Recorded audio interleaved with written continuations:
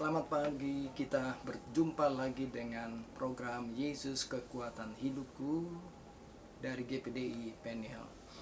Pagi hari ini sebelumnya kita berdoa, Tuhan urapi, Tuhan memberikan pengertian, hikmat, pengetahuan, kekuatan Roh Kudus. Dalam nama Yesus sudah berdoa, haleluya, amin. Pagi hari ini kita akan mendengar renungan firman Allah tentang bagaimana yang akhir akan lebih baik dari yang awalnya. Yang akhir lebih baik dari awalnya. Di dalam Pengkhotbah 7 ayat 8, dalam Pengkhotbah 7 ayat 8, kita akan baca bersama-sama di sana. Pengkhotbah 7 ayat 8 bagian A. Pengkhotbah 7 ayat 8 bagian A. Akhir suatu hal lebih baik daripada awalnya. Akhir suatu hal lebih baik daripada awalnya adalah merupakan suatu kebenaran-kebenaran yang sudah menjadi suatu urutan sejarah yang ada di dalam Alkitab, bahwa Tuhan menciptakan manusia. Akhir dari ciptaan manusia itu sendiri lebih baik daripada awalnya. Kita tahu waktu di mana Tuhan menciptakan Adam, di Kejadian 1 ayat 26 dan 27, bahwa ciptaan yang diberikan pada Adam adalah replika ilahi yang merupakan gambar sesuai dengan gambar rupa Allah diciptakannya manusia. Baiklah, kita menjadikan manusia menurut gambar dan rupa kita, supaya mereka berkuasa atas ikan-ikan di laut dan burung-burung di udara, dan atas ternak, dan atas seluruh bumi, dan atas segala binatang melata yang merayap di bumi.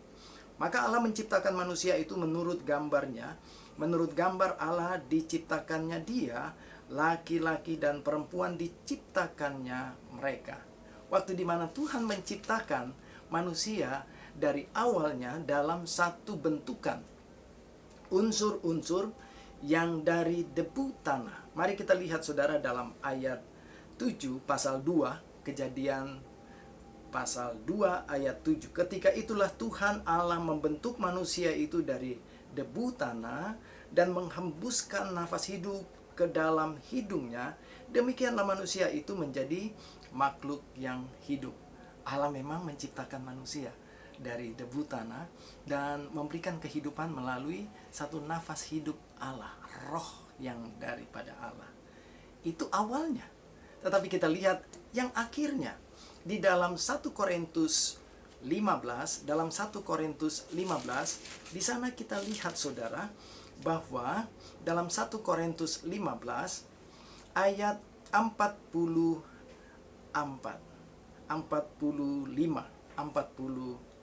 atau kita mulai dari ayat 44. Yang ditaburkan adalah tubuh alamiah, yang dibangkitkan adalah tubuh rohania. Jika tubuh alamiah, maka ada pula tubuh rohania. Kalau ada yang lahiriah, alamiah, jasmani, maka ada yang rohani. Ini kita camkan baik-baik, bahwa ada sesuatu hal yang proses terjadi dari yang alami dan yang rohani. Mari kita lanjut terus. Ayat 45, seperti ada tertulis, manusia pertama Adam menjadi makhluk yang hidup, tetapi Adam yang akhir menjadi roh yang menghidupkan. Roh yang menghidupkan. Ayat 46, tetapi yang mula-mula datang bukan yang rohania, tetapi yang alamiah. Kemudian barulah datang yang rohania. Manusia pertama berasal dari debu tanah dan bersifat jasmani. Manusia kedua berasal dari surga. Manusia kedua terbuat dari surga. Dimulai dari surga. Haleluya. Nah, kita lihat di dalam ayat 48, makhluk-makhluk alamiah sama dengan dia yang berasal dari debu tanah, dan makhluk-makhluk sorgawi sama dengan dia yang berasal dari surga. Sama seperti kita telah memakai rupa dari yang alamiah, demikian pula kita akan memakai rupa dari yang sorgawi. Saudara, kita lihat bahwa kisah ini bercerita tentang Yesus yang datang dari surga, berinkarnasi dalam daging manusia melalui pekerjaan rohnya di rahim Maria. Pada 2000 tahun yang lalu terbentuklah Yesus sebagai anak Allah yang hidup, dan dia telah menjadi kesaksian bagi Bapa. Nah, Bapak Ibu, kita akan lihat bagaimana proses untuk selanjutnya, bahwa yang akhir lebih baik, bukan sampai kepada sesuatu pekerjaan Yesus saja. Pada masa 2000 tahun yang lalu kita tahu bahwa dia menyempurnakan pekerjaan melalui kematiannya di atas kayu salib, dan hari yang ketiga dia bangkit. Setelah itu dia naik ke surga. Di Bukit Zaitun dia memesan untuk di mana murid-muridnya harus kembali ke Yerusalem untuk mendapatkan satu perjanjian Allah. Apa itu? Roh Kudus. Roh Kudus yang ada di dalam kehidupan kita. Sebelumnya kita akan lihat dulu bagaimana Yesus adalah satu peran Allah yang hidup di muka bumi ini sebagai Adam yang kedua. Sebagai Adam yang kedua. Di dalam Kolose 1 ayat 15, Kolose 1 ayat 15 dia katakan, Paulus katakan ia adalah gambar Allah yang tidak kelihatan, yang lebih utama dari segala yang diciptakan. Ayat 16, karena di dalam dialah telah diciptakan segala sesuatu yang ada di surga dan yang ada di bumi, yang kelihatan dan yang tidak kelihatan, baik singgasana maupun kerajaan, baik pemerintah maupun penguasa. Segala sesuatu diciptakan oleh dia dan untuk dia. Untuk Yesus semuanya. Haleluya.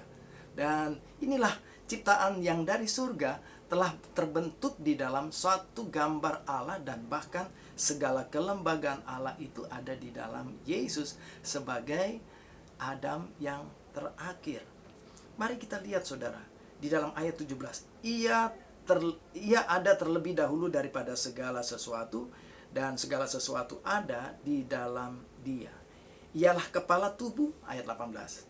Ialah kepala tubuh, yaitu jemaat. Ialah yang sulung yang pertama bangkit dari antara orang mati, sehingga ia yang lebih utama dari segala sesuatu. Karena seluruh kepenuhan Allah berkenan diam di dalam dia. Seluruh kepenuhan Allah berkenan tinggal di dalam Yesus. Di dalam Yesus. Saudara, dalam seluruh aspek struktur tubuh alamnya Yesus telah tinggal Allah di dalamnya. Allah tinggal di dalam tubuh Yesus. Mereka telah menjadi satu kesatuan yang kuat. Yesus mewakili Allah, Yesus mewakili surga. Hidup pada masa 2000 tahun lebih yang lalu. Nah sekarang ini saudara, Yesus sudah di surga. Yesus sudah di surga. Sekarang siapa? Siapa yang menjadi gambar Allah yang sebenarnya? Sebagai Adam, wakil Adam kedua, yaitu tubuh Yesus, gereja Tuhan, orang yang dipilih.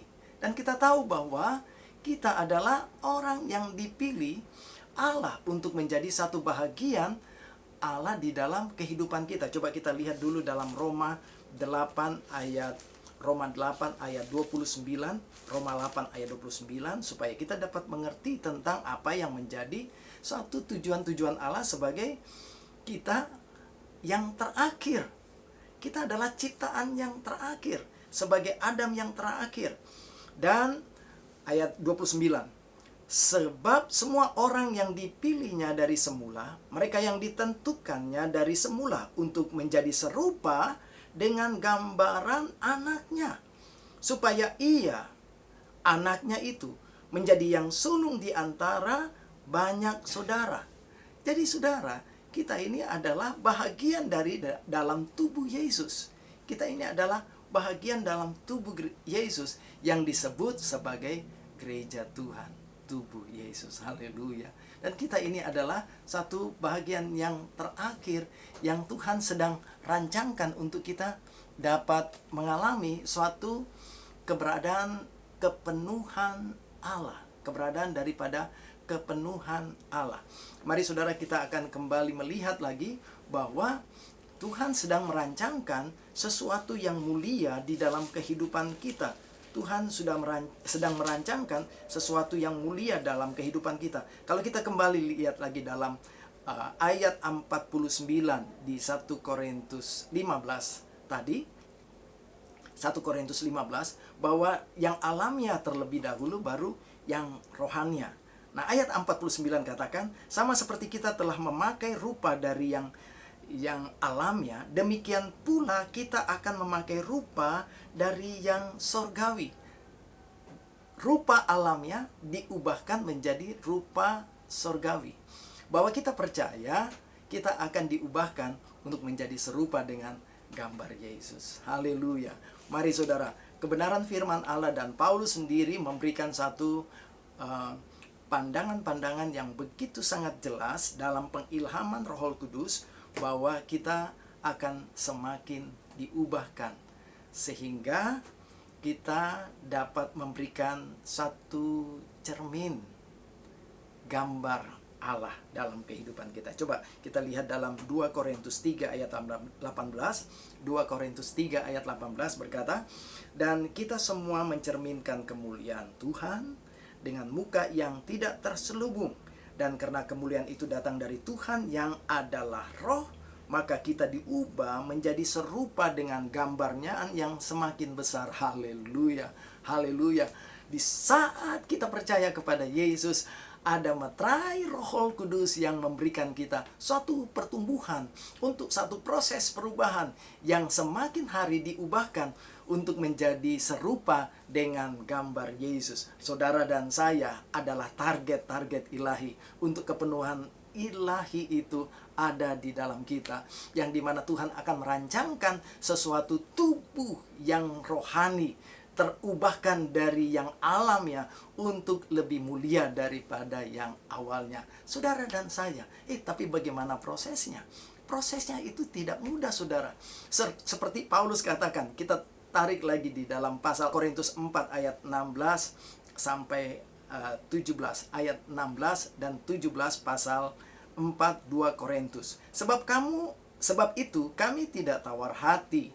Tetapi meskipun manusia lahiriah kami semakin merosot, namun manusia batinnya kami dibaharui dari sehari ke sehari. Sebab penderitaan ringan yang sekarang ini mengerjakan bagi kami kemuliaan kekal yang melebihi segala-galanya, jauh lebih besar daripada penderitaan kami. Wow.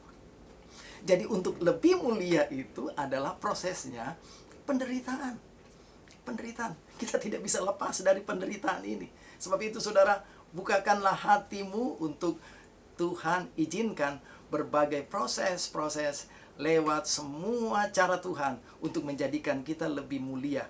Tujuannya adalah mengubahkan yang alamiah dalam tubuh kita akan diubahkan menjadi yang sorgawi. Dan itu mulai dari hal-hal batinnya, bukan yang jasmani. Sebab yang kelihatan itu sifatnya sementara. Yang jasmani itu sifatnya sementara. Tetapi yang tidak kelihatan, artinya yang batinnya ini adalah bersifat kekal. Dan inilah yang akan menjadikan kita akan lebih baik daripada awalnya. Kita akan hidup dalam kemuliaan Allah. Tapi itu semua adalah karena proses Tuhan. Dalam Yesaya 48 ayat 10 katakan bahwa kita dibentuk bagaikan dapur api yang terus membakar. Dan kemuliaan itu datang oleh karena proses dapur api yang akan membawa kita masuk dalam kesengsaraan, aniaya, dan semua persoalan masalah hidup. Ingat saudara, di dalam masalah kita akan menemukan emasnya Allah, kemuliaan Allah, untuk kita ada bersama-sama dengan Tuhan nanti pada akhirnya, bahwa kita akan menikmati semua kemuliaan yang Yesus telah terima dari Bapa, kita akan terima. Karena itu bertahanlah, jangan keraskan hati, apalagi bersungut-sungut. Dan kekerasan hati kadangkala karena kita tidak sabar untuk mengerti, untuk ada di dalam waktu Tuhan. Tetapi kita menantikan waktu Tuhan, sambil kita menantikan semua kemuliaan yang Tuhan berikan kepada kita. Tuhan Yesus memberkati kita semua. Selamat beraktivitas, tetap sehat. Sekali Yesus, tetap Yesus. Haleluya, haleluya.